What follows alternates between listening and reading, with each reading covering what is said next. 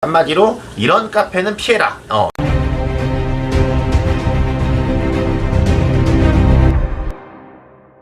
안녕하세요. 네, 블랙그라운드 커피레인입니다. 자, 일단 오늘은 여러분한테 설명드릴 영상의 주제가 카페를 좀 이제 잘 골라야 되는 방법에 대해서 한번 좀 설명을 드리도록 할게요. 한마디로 이런 카페는 피해라. 이렇게 보시면 좋을 것 같은데, 일단 기본적으로 먼저 첫 번째로 드릴 설명 같은 경우는 이렇게 저희처럼 뭐 후면으로 에스프레소 머신이 보인다든지 그럴 때는 조금 약간 문제가 될 수는 있지만, 일단 기본적으로 이렇게 포터필터가, 이걸 보고 포터필터라고 하는데, 이 포터필터가 빠져있는 매장들이 있습니다. 이렇게 빼놓는 매장.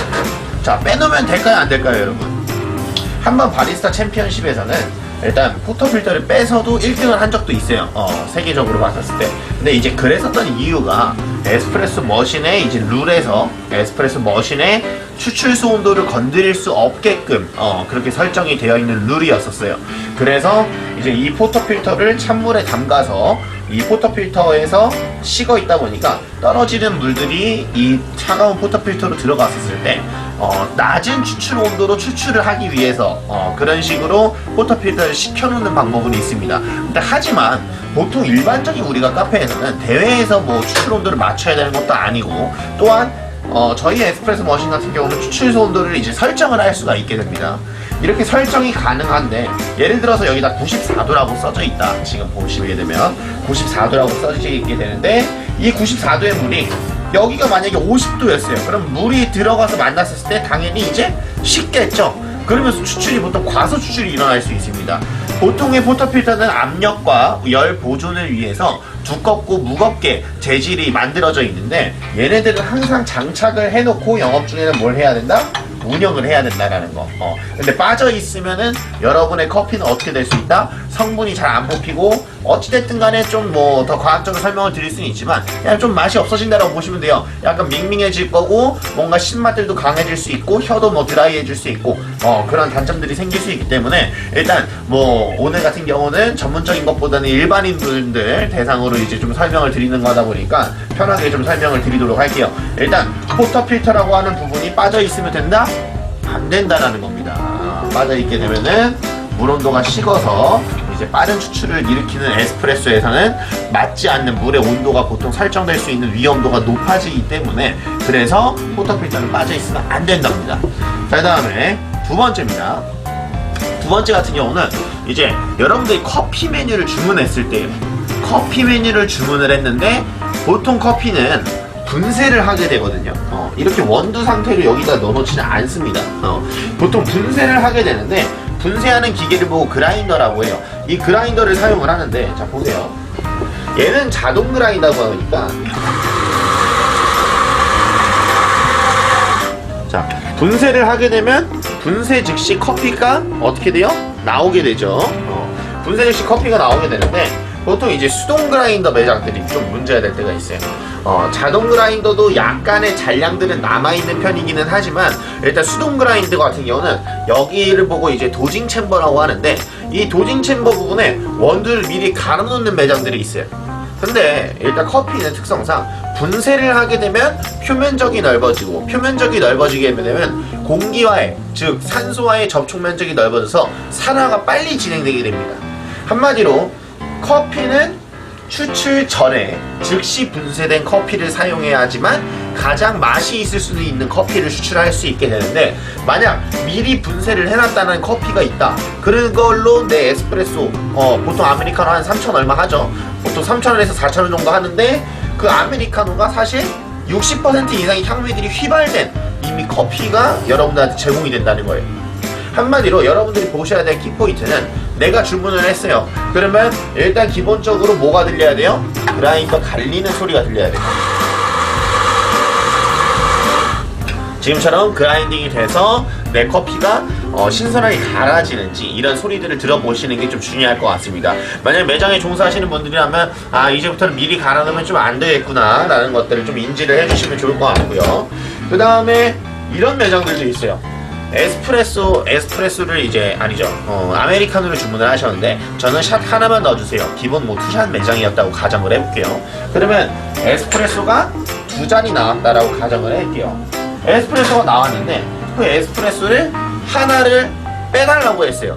그럼 이 하나를 보통은 버리셔야 되는데 그 값을 받았으니까. 근데 여기다 이제 에스프레소를 그냥 올려놓습니다.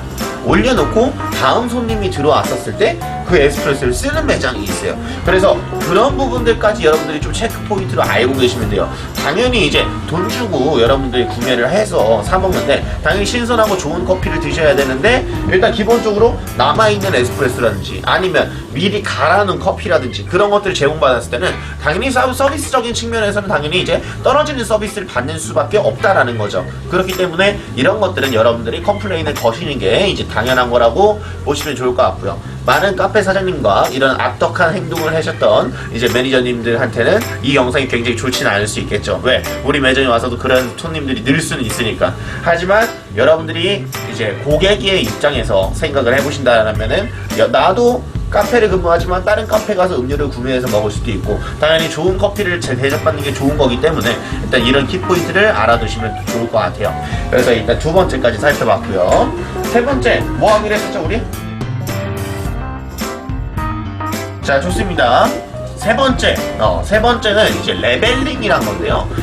레벨링이 뭐냐면은 일단 에스프레소를 추출하는 동작 중에서 커피를 받는 동작을 보고 도징이라고 합니다. 먼저 포터필터에도 습기가 있으면은 닦아주시는 게 당연히 원칙적인 거고요.